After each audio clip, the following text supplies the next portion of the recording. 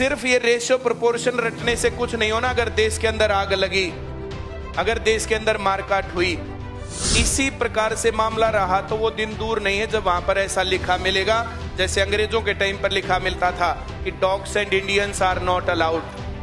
तो इसी प्रकार से जातिगत समीकरण के ऊपर लिखा मिल जाए तो फिर बड़ी बात मत समझना। हरियाणा के एक बहुत बड़े अधिकारी ने सुसाइड किया, जिसका कारण बताया जा रहा है जातिगत व्यवस्था। हरियाणा के एक बहुत बड़े अधिकारी ने सुसाइड किया, जिसका कारण बताया जा रहा है जातिगत व्यवस्था। जातीय समीकरणों के चलते कुछ जातियों के लोगों ने दूसरी जाति के लोग को, आदमी को, अधिकारी को, इतने बड़े अधिकारी को इस लेवल तक टॉर्चर कर दिया कि उसने सुसाइड कर लिया। हम महीने 2 महीने पहले डिस्कस कर रहे थे, यही क्लास थी, यही स्टूडेंट्स थे, यही सब कुछ था, यही मैं बोलने वाला था, यही तुम सुनने वाले थे। मनीषा हत्याकांड के ऊपर बात चल रही थी। पहले उसको हत्याकांड बताया गया, बाद में उसको सुसाइड बताया गया, फिर उसका पोस्टमार्टम पर दिक्कत हो रही थी, फिर घर वाले सेटिस्फाइड नहीं थे। एक आम लड़की, उस टाइम पर फर्क ये था कि ये सब जांच का सबसे बड़े अधिकारी यही वो अधिकारी हैं जिन्होंने अब सुसाइड किया है, और अब वे सारी की सारी बातें उसके परिवार पर बोली जा रही है। जैसे तब जबरन मनीषा का मेडिकल करवाने की बात हो रही थी, पुलिस और मेडिकल और ये सब चीजें वहां चली भी गई थी, जिसके ऊपर हमने बोला था, वो तो बात बोली गई, डिस्कशन में आई और अलग अलग जगह पर बोला गया, जिसके कारण वो मामला नहीं बना, सीबीआई तक गया। अब सीबीआई तब से अब तक क्या कर रही है, कुछ भी बता ही नहीं रही, क्या हो रहा, क्या नहीं हो रहा, क्या मिला, क्या नहीं मिला। लेकिन सेम बातें, सेम उस सिचुएशन से हटके उस अधिकारी तक जिसकी वाइफ हरियाणा सरकार में बहुत बड़े लेवल पर है, उसकी अब सुनवाई नहीं हो रही।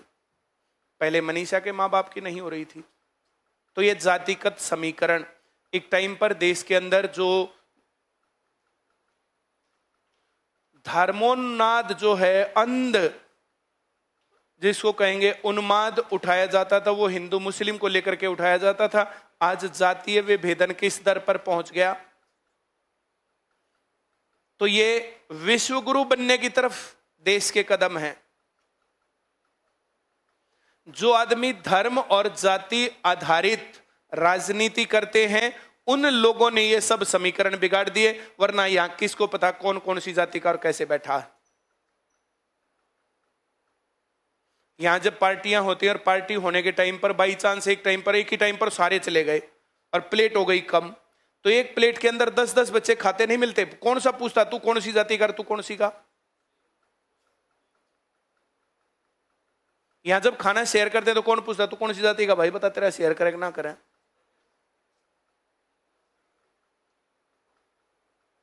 यहां कौन ऊंचा नीचा रह जाता है।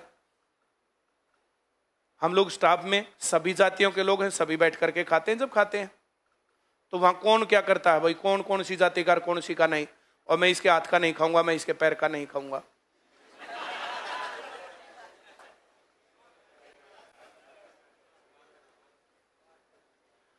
तुम लोग गोलगप्पे खाते हो, पहले पूछते हो कौन कौन सी जाति के हो भाई।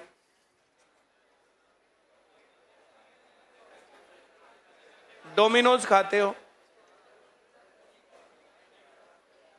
रेस्टोरेंट में कौन किस जाति का आदमी खाना बना रहा है, कौन पहले पूछता है। इसी प्रकार से मामला रहा तो वो दिन दूर नहीं है जब वहां पर ऐसा लिखा मिलेगा जैसे अंग्रेजों के टाइम पर लिखा मिलता था कि dogs and Indians are not allowed. तो इसी प्रकार से जातिगत समीकरण के ऊपर लिखा मिल जाए तो फिर बड़ी बात मत समझना। आज चुप बैठने का समय बिल्कुल नहीं है। कम से कम 10 आदमियों को, जैसे इलेक्शन के टाइम पर तुम लोगों ने ये बातें बोली थी, कम से कम 10 आदमियों को जातिगत विडंबना आज हम कह सकते हैं, इसके ऊपर बोलना चाहिए। किस जाति को ऊंचा और किसको नीचा कह सकते हैं, और कौन कह सकता है किसके पास ये अधिकार है। और सब बराबर क्यों नहीं होने चाहिए।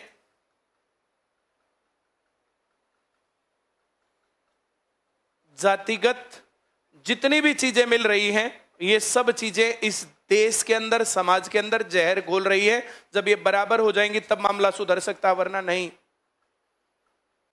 सिर्फ ये रेशियो प्रोपोर्शन रटने से कुछ नहीं होना। अगर देश के अंदर आग लगी, अगर देश के अंदर मारकाट हुई, एक जाति से दूसरी जातियां लड़के मरी, जैसा जाट आरक्षण के अंदर, कौन कौन चाहता है इस प्रकार की विडंबनाएं होनी चाहिए समाज में? और अगर इन नेताओं की ऐसी चलती रही और इनको किसी ने नहीं बोला, तो फिर ये देश दूर नहीं है, बहुत दूर नहीं है कि इस देश में फिर जातिगत विभाजन होंगे। फिर ये संविधान की मूल भावना के विपरीत काम हो जाएगा। चुपचाप बैठ करके गलत हो रहा है, इतना सोचने से बात नहीं बनेगी। 4 आदमियों को बोलो, 4 आदमियों को स्टेटस लगाओ, इन बातों के ऊपर बोलो। और जो लोग, हम लोग ये पॉडकास्ट और ये सब चीजें करते हैं ना, तुम इन चीजों को कम से कम शेयर किया करो, वे चीजें शेयर में जाएं अच्छे उस पर। जब हम बोले कि इस पर कमेंट कर दो, तो थोड़ा सा यही बात बोली जाती है। और मैं बोलता हूं इन बातों को उचित मंच पर, हर जगह पर बोलता हूं। मैं सिर्फ यहां क्लास में नहीं, हर जगह बोलता हूं। जब भी बोलता हूं, नो डिटेंशन पॉलिसी सिर्फ मेरे अलावा किसी भी आदमी ने बोली हो तो कि गलत है, और मैंने इतना बोला कि वो वापिस है पॉलिसी। ये समय है जातिगत जो ये मामला चल रहा है और धार्मिक जो मामला चल रहा है, इसके ऊपर बोला जाए। और जो इस प्रकार से धर्म को ऊपर करके बताया जाता कि ये समाज विरोधी काम है, उन आदमियों को वहीं पर गोली क्यों नहीं मार देते जो आदमी गलत बात करता है, चाहे इसमें कोई सा धर्म और कोई सी जाति हो। एक ग्रुप है, उसके अंदर था कि फलां दरगाह में ये खील बतासों में जहर मिलाया जा रहा है। मैं ये धर्म और इन सब चीजों की क्या जरूरत है? आप सरकार में, पुलिस में जाकर के इस बात को बताओ वहां पर ऑथेंटिकली कि ये ऑथेंटिक मेरे पास खबर है, और वहां जाकर के उनके ऊपर गोली क्यों नहीं मार देते?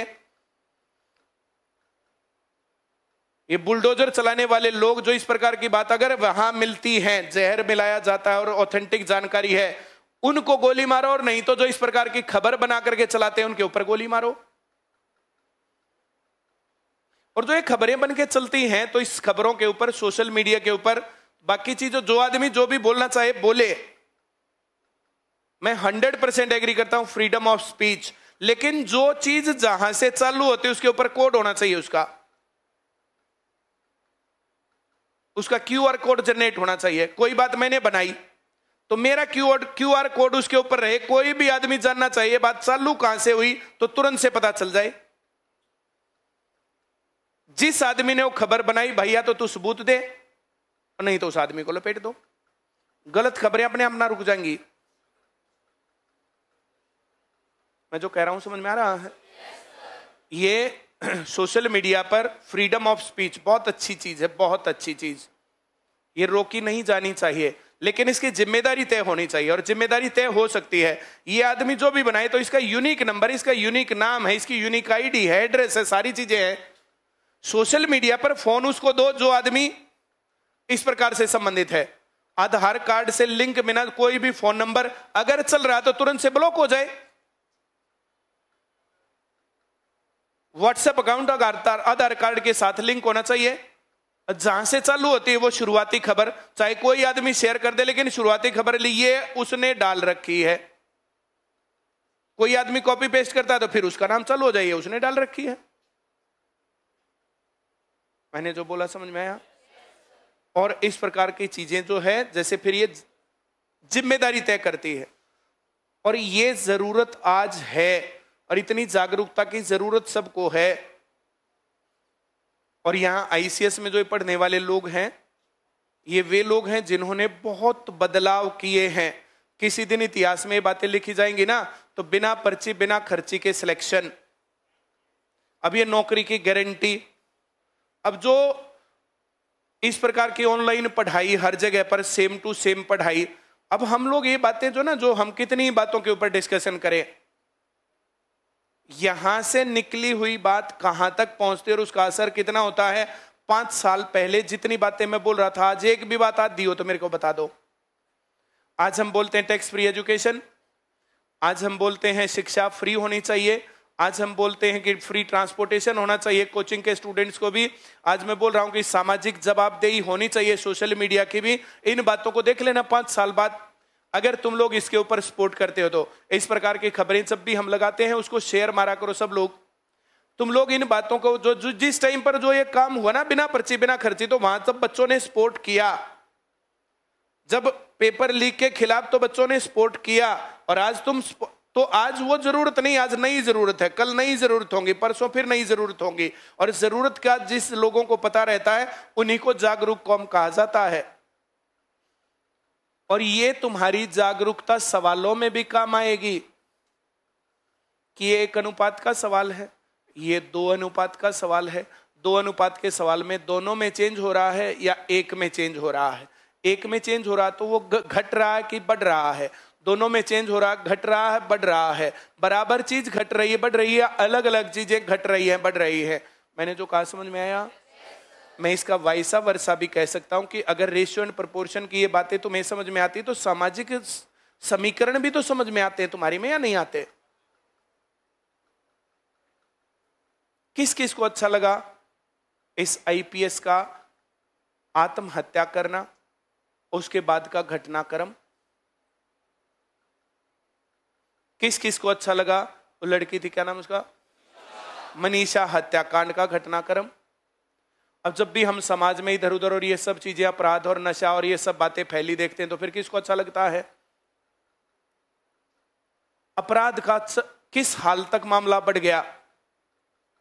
ऐसा कौन सा गांव है जहां पर 2, 4, 5, 7, 10 अपराधी नहीं है जो पुलिस में लिस्ट में है, पुलिस जिनको ढूंढ रही है?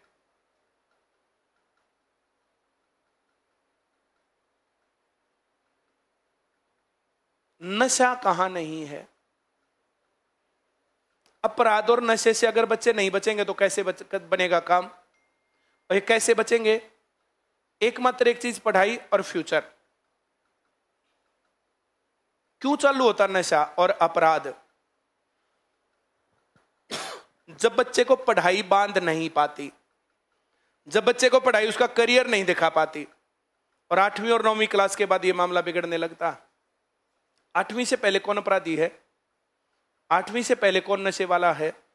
नींव पढ़ने लगती 6ठी से, जब समझ में आना बंद होता है। 7वीं से जब समझ में आना बंद होता है। 8वीं 9वीं 10वीं में पक जाते हैं। 11वीं 12वीं के बाद मामला सेट। तुम्हारे साथ ही तुम लोग एनालाइज कर सकते हो। बचना चाहिए ये देश, ये समाज, ये घर और परिवार का स्ट्रक्चर।